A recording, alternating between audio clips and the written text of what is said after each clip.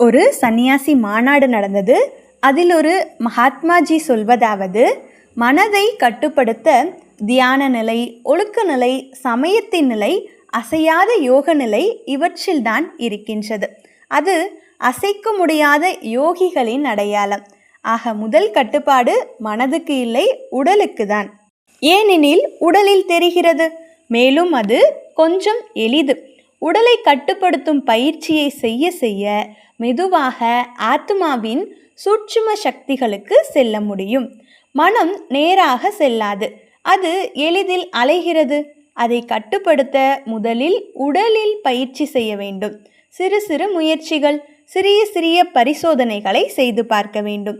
ஒரே ஒரு நிலையில் அமர்ந்து பார்த்து பழக வேண்டும்.